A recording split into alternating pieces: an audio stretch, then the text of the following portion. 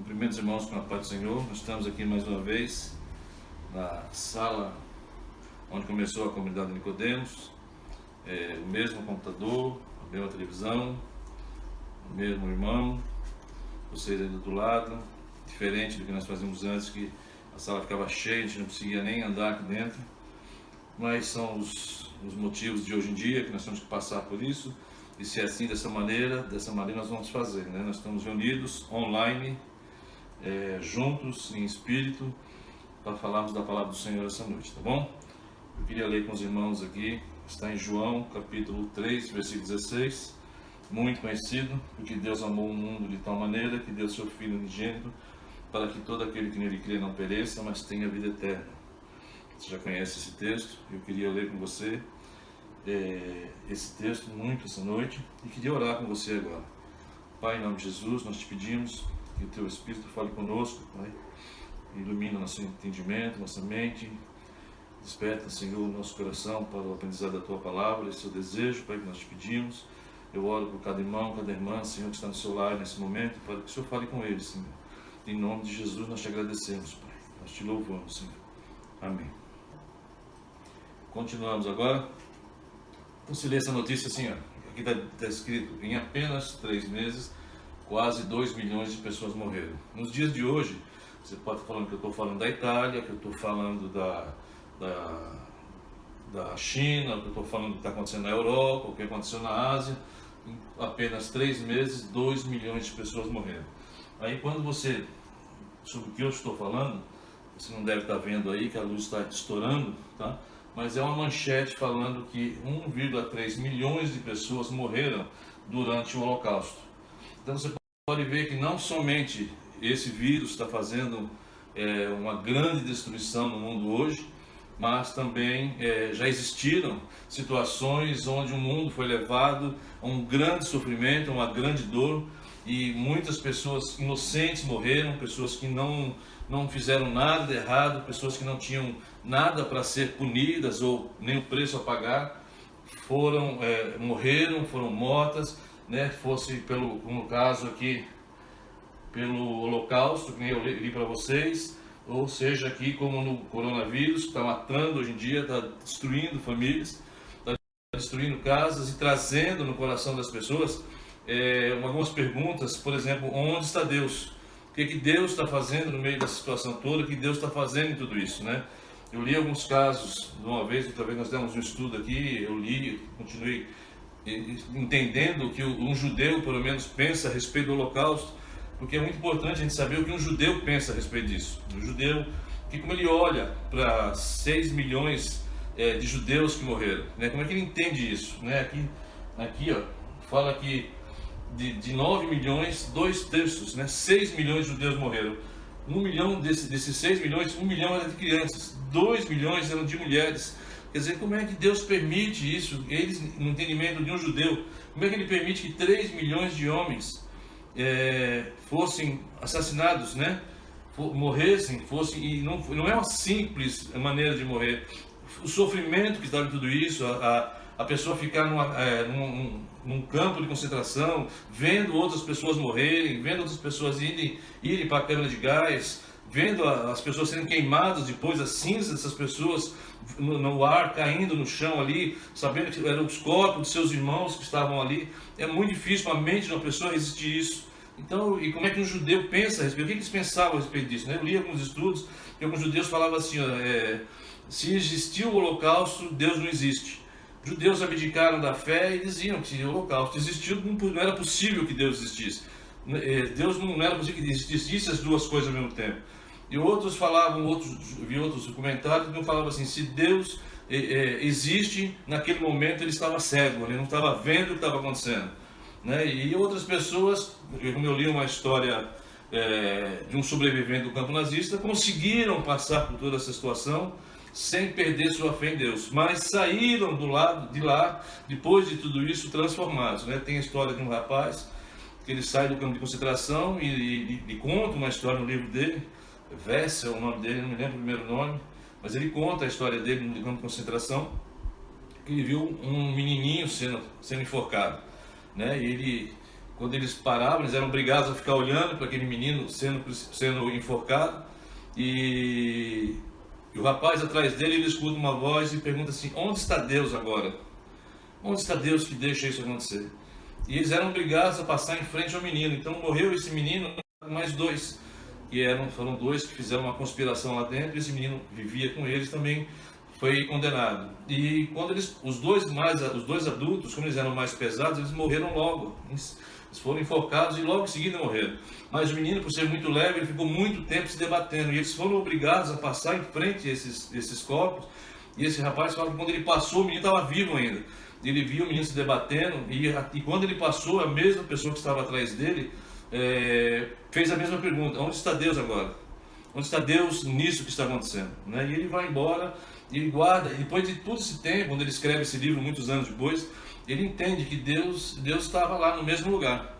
Deus continuava sendo Deus. Aquilo não tinha modificado Deus. Então é muito difícil, então, quando você passa por situações de grande perda e de grande sofrimento, e quando você sabe que aquilo foi alheio, porque muita gente pensa assim: eu estou pagando o que eu fiz. Então a pessoa, apesar de estar sofrendo, ela tem um consolo, porque ela viveu, ela está sofrendo as consequências dos erros dela. Né? Eu, por exemplo, eu roubei, eu matei, eu estou na cadeia hoje, estou vivendo dentro de uma cadeia, porque eu estou colhendo o fruto do que eu plantei. Eu estou sofrendo pelo que eu plantei. Mas tem gente que colhe frutos que ela nunca plantou. E nem essas pessoas, esses judeus que morreram, eles nunca plantaram esses frutos para colher dessa maneira, para viver. Eles viviam as vidas deles normais, viviam a vida deles no dia a dia. De repente, a vida deles mudou. De repente, os nazistas vieram, tomaram suas casas, tomaram seus comércios, tomaram seu dinheiro, e no fim tomaram as suas identidades, e no fim tomaram as suas vidas, acabaram com eles. Né? Era uma tentativa, quando você estuda história, você sabe que chama-se antissemitismo. Hitler queria destruir o povo judeu, queria acabar com os judeus, e ele colocava nos judeus toda a culpa do que estava acontecendo de errado no país dele. Mas isso é uma outra história. Mas isso levou a que eles sofressem demais, né? Sofressem muito. Então, por que as pessoas sofrem? Onde está Deus nessa história? Deus não existe, Deus está cego, Deus está surdo, né? Deus é injusto. E você começa a ver, por exemplo, que nem esse caso do vírus que está acontecendo, o que quer dizer isso? Né? Por que permite essa coisa? Por que muitas pessoas vão morrer? E muitas pessoas que não fizeram justas, muitas pessoas que são salvas do Senhor, vão morrer. Não tem como se cair uma bomba hoje aqui na Vila Piauí, os crentes vão morrer junto com os ímpios. Não tem como você escapar disso. E onde está Deus diante dessas coisas? Né? Onde está Deus com o seu povo? Isso muitas vezes a gente entra nessas discussões e a gente não sabe como lidar, né?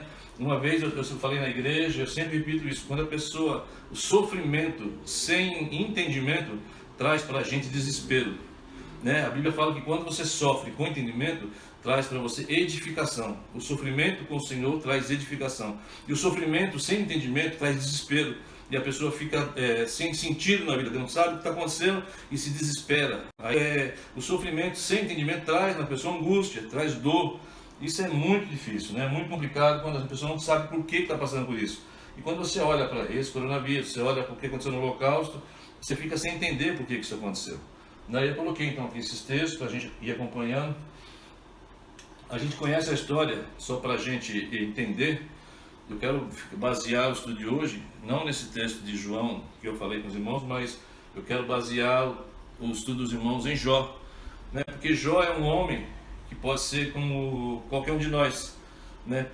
Jó era crente, né? Jó era um homem que ele era dito pelo próprio Deus e pelas pessoas onde ele morava que era um homem de uma boa índole, era um homem justo, um homem honesto. O próprio Deus fala isso, que ele era um homem justo e honesto, e Jó tinha um testemunho grande de Deus a respeito de quem era ele, né? Deus fala muito bem de Jó. Então Jó era uma pessoa íntegra, Jó era uma pessoa boa, e de repente você vai vendo os textos que eu coloquei aqui, eu vou colocar para você depois lá, mas você pode pegar na sua casa e ler Jó capítulo 1, do versículo 13 em diante, e começa uma sucessão de coisas na vida de Jó, onde Jó começa a perguntar assim, ó: e sucedeu que os filhos de suas filhas comiam e bebiam vinho na casa de seu irmão primogênito. Antes, você vai ler no livro de Jó, que Jó sacrificava por eles. Jó exercia uma função de intercessor diante de Deus pela vida de seus filhos. Jó fazia isso, Jó era um homem justo.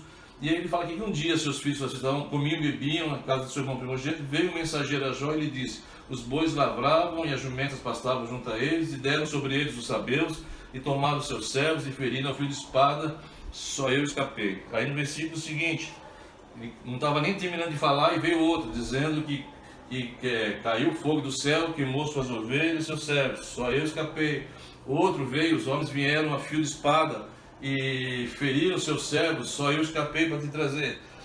E estando ele falando, veio outro, estando teus filhos e tuas filhas comendo e bebendo vinho na casa do teu irmão, eis que um grande vento sobreveio da além do deserto, bateu na casa, o telhado caiu, e eles morreram todo mundo ali, perdeu todos os seus filhos, só eu escapei para te trazer essa nova.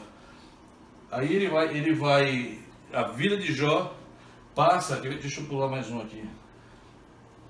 Então Jó se levantou, rasgou seu manto, raspou sua cabeça, lançou em terra, dolou e disse: nu saí do ventre da minha mãe, e nu tornarei para lá. O Senhor deu, o Senhor tomou, bendito seja o nome do Senhor. Em tudo isso Jó não pecou, nem atribuiu a Deus falta alguma. Então aqui Jó tinha a vida dele, uma vida normal, como eu e você, dia a dia normal. De repente a vida de Jó é acometida por uma grande desolação, né? Como se fosse, por exemplo, você está vivendo a sua vida e você recebe aquela carta do médico dizendo que você está com uma doença incurável, você está com câncer, ou então que entraram na sua casa e roubaram tudo, ou então você contando com aquele emprego que você tinha, você perdeu o emprego, ou então uma pessoa que você gostava muito está doente e você sabe que vai morrer. Então existem coisas que acontecem na vida da gente que tiram o sentido da gente, a gente se perde no que está acontecendo. No caso de Joaquim, ele perdeu tudo que ele tinha. Ele perdeu o dinheiro, ele perdeu os filhos, ele perdeu a riqueza, ele perdeu tudo que ele tinha, né? E a Bíblia vai contando, eu só vi mais uma tela aqui, no capítulo 2, aí fala que Satanás vem e toca em Jó. Aí Jó, além de ter perdido o dinheiro, ter perdido os filhos, ter perdido os empregados, ter perdido tudo que ele tinha de material, ele perdeu os filhos dele, que era o amor da vida dele, agora ele perde também a dignidade. As coisas em volta dele são tiradas dele, agora é tirado dele também o que ele tinha dentro dele. Ele começa a ser atingido na dignidade dele. E isso acontece com a gente, irmãos, né? E onde está Deus nessa hora? Quando a gente que é justo, a palavra de Deus diz que Jó era justo, nós lemos que ele era justo. Onde uma pessoa justa é afligida por uma coisa dessa? Onde está Deus?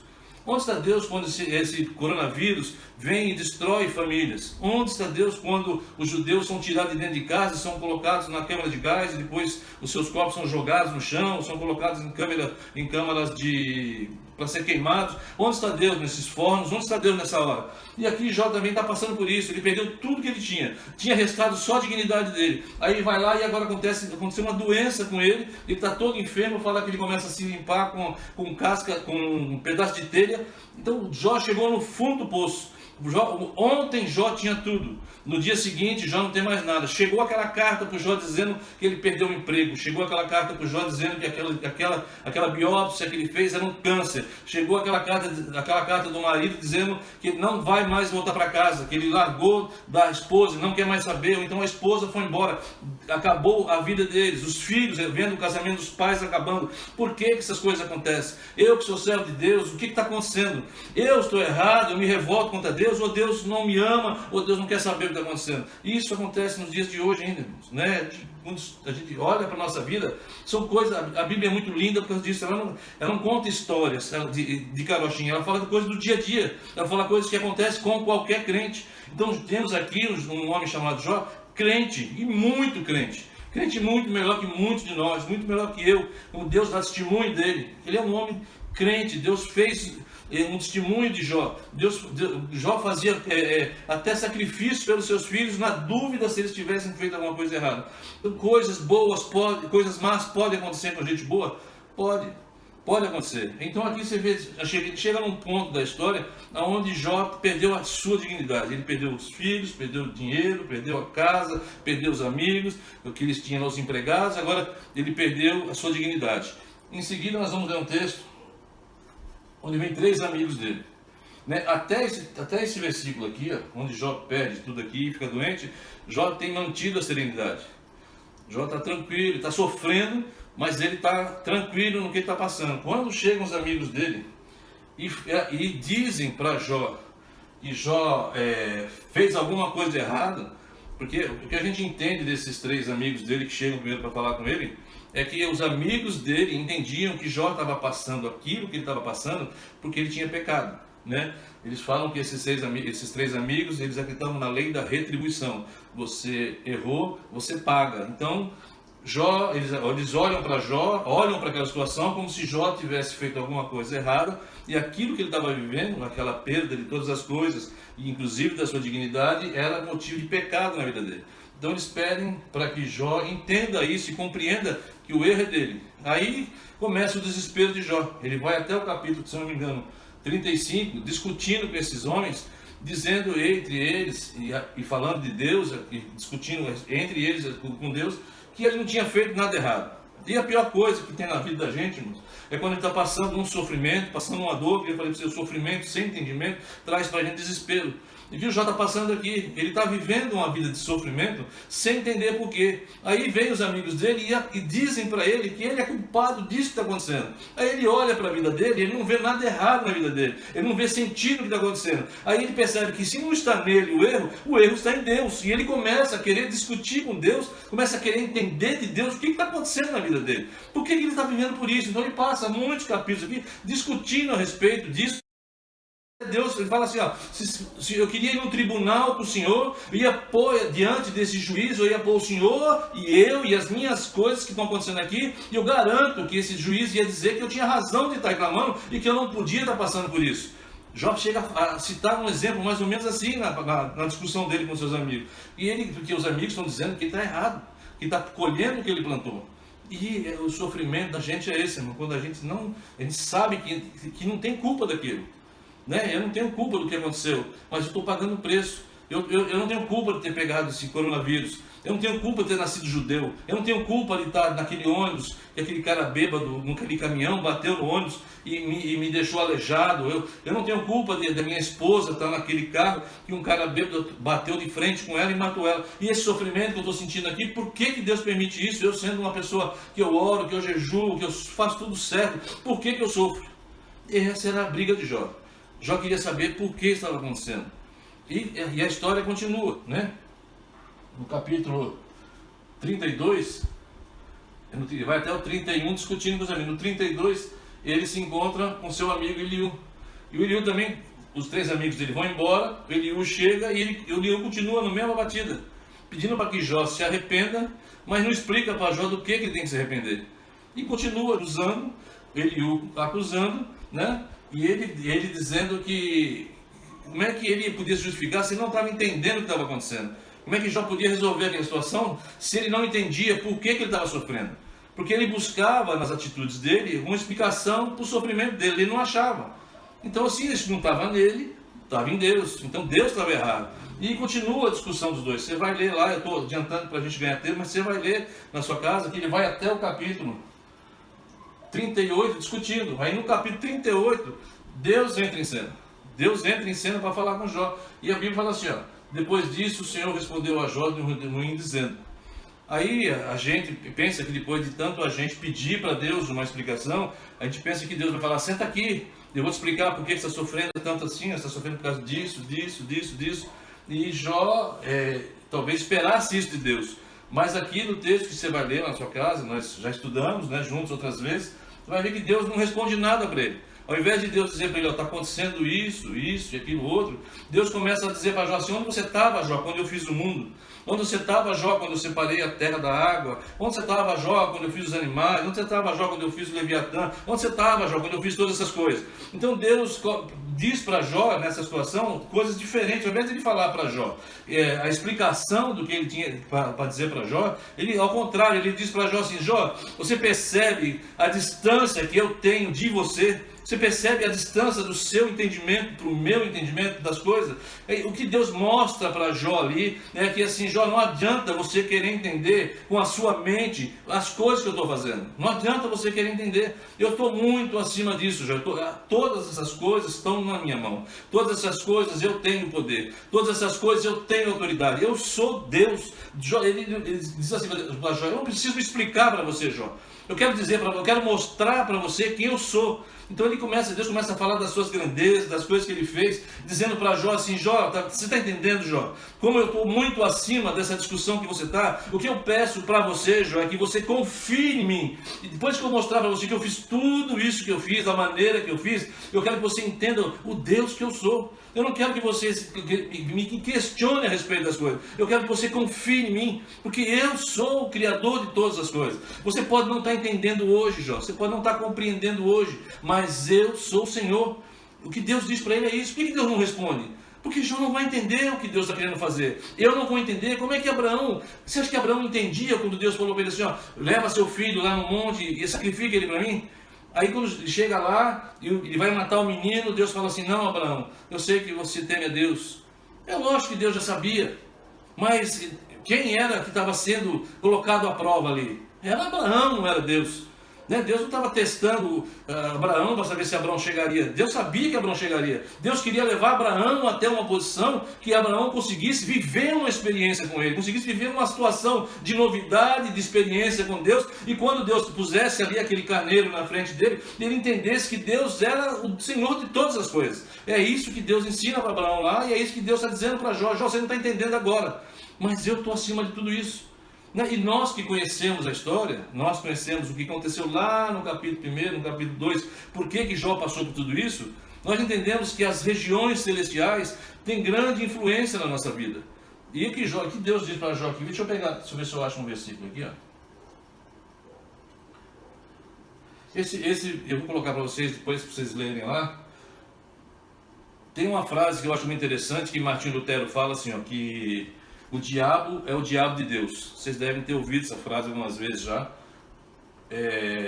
Ele usa a figura do diabo, o sofrimento, né, como se o diabo fosse um empregado de Deus, como no caso de Jó, que Deus que Deus não faz o mal, mas Deus usa a maldade para muitas vezes, com o controle dele, nos abençoar. Então o Martinho Lutero fala assim, ó: portanto, o próprio diabo se torna um professor involuntário da palavra de Deus.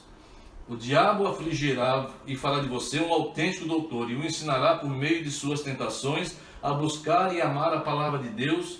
Quanto a mim mesmo, Lutero falando dele, quanto a mim mesmo, devo aos papistas muitos agradecimentos, por tanto me espancarem, pressionarem e me ameaçarem, motivados pela fúria de Satanás, de tal modo que me tornaram um teólogo razoavelmente bom, levando-me a um objetivo que eu nunca teria atingido.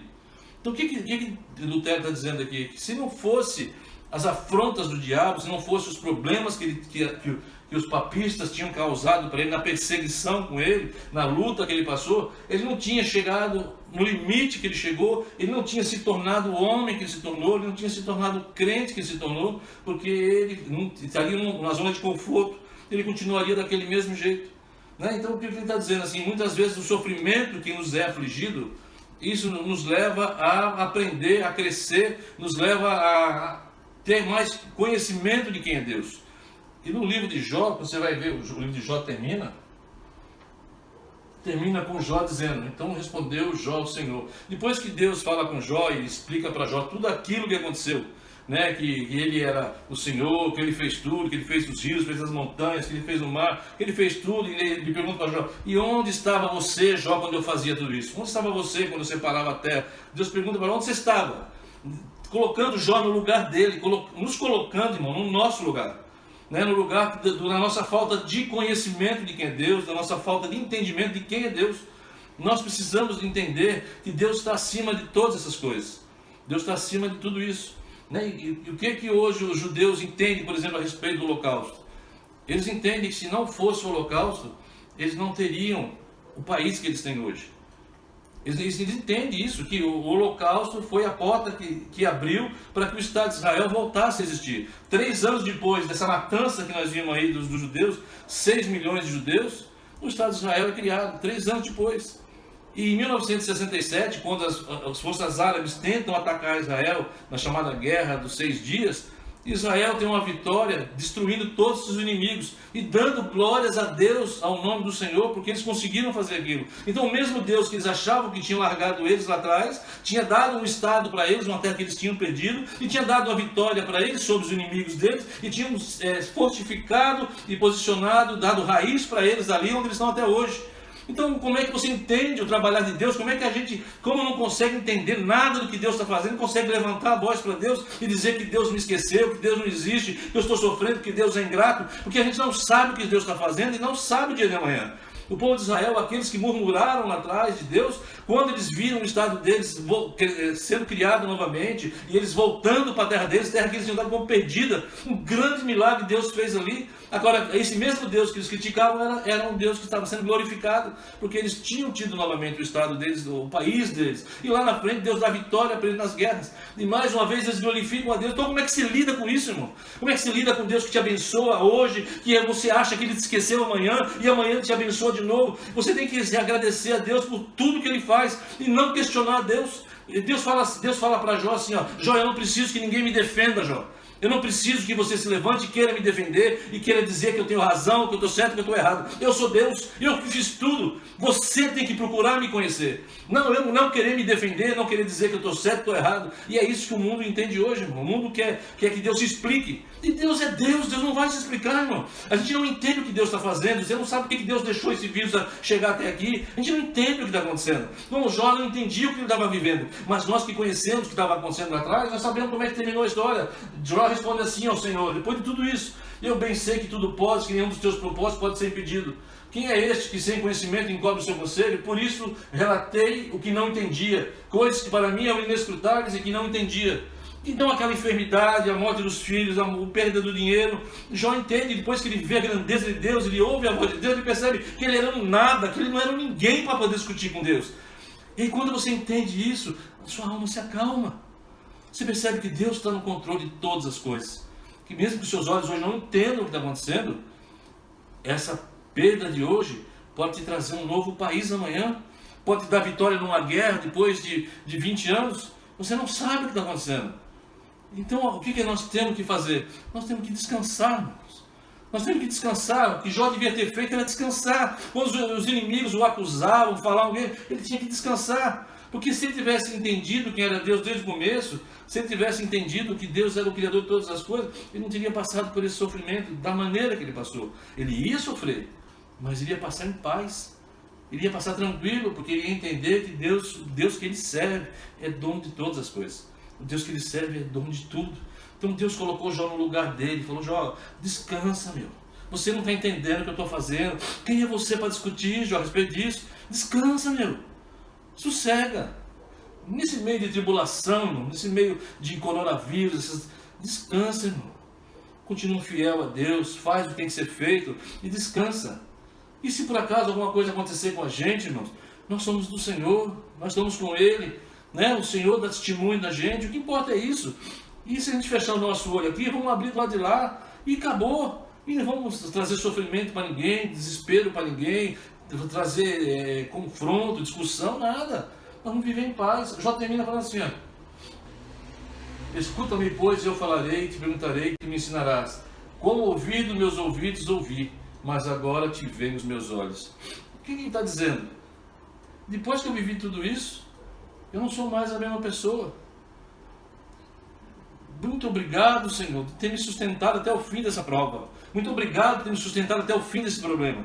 Muito obrigado por ter na hora certa falado comigo e me falado: fica firme na posição que eu estou com você. É isso que Deus já está dizendo para Deus. Obrigado, Deus. Ter perdoado a minha ignorância, de ter falado tanta bobagem do Senhor, de ter feito tantas perguntas infames para o Senhor, e no final eu entendi quem é o Senhor, eu entendi o que o Senhor fez. Eu te agradeço, Senhor, por o Senhor ter me sustentado até o final da prova. É isso que Jó está dizendo. E você conhece a palavra, você sabe que depois o Senhor vai retribuir para Jó, vai dar para Jó de novo o dobro do que ele tinha. É como se fosse lá o Estado de Israel, perdeu tudo, morreram 6 milhões de pessoas, mas está lá o Estado de Israel. Será que foi por causa disso? Será que se não tivesse havido o holocausto, Israel existiria hoje? E as pessoas que morreram? São do Senhor, irmão. Ele é dono de tudo. Por isso que ele disse para Jó: Jó, eu sou dono de tudo, Jó. Como que você quer discutir comigo? O que eu faço com o que é meu? Então, se nós... Aqui, eu separei um texto aqui, ó. Paulo fala assim, ó, porque nenhum de nós vive para si, e nenhum morre para si. Porque se vivemos, para o Senhor vivemos. Se morremos, para o Senhor morremos.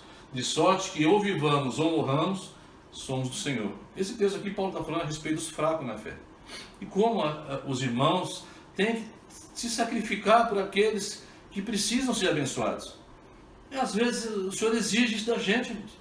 É que você se entregue para que outro seja abençoado. Por isso que eu comecei lendo esse versículo aqui de João. Porque eu podia acusar Deus de qualquer coisa. Eu podia dizer que Deus não entende. Mas quando você lê um versículo na palavra que o próprio Deus entregou o filho dele para sofrer no meu lugar, como é que eu posso dizer para Deus que Deus não entende o que está acontecendo? Como é que eu posso dizer para Deus que Ele não entende o que é ser enganado, o que é mentir, o que é sofrer sem razão, o que é ser traído, o que é ser humilhado? Como é que eu posso dizer isso para Deus? A figura de Jesus faz a gente calar a boca no meio dessa reclamação. Quando você olha para João 3,16, você tem que ficar quieto. Se Jesus Cristo não existisse, você podia falar com Deus. E talvez Ele fizesse como fez com João. Mas para nós que temos Jesus, nós temos que ficar calados. Porque a figura dele cala qualquer voz que se levante contra dizer para Deus que Deus não está vendo o que nós estamos fazendo, que nós estamos sofrendo, que Deus não está vendo quem nós somos. Porque a palavra de Deus nos diz que Ele deu o seu Filho para viver no nosso lugar, para morrer no nosso lugar. Então, esse versículo cala toda a voz, cala toda a reclamação.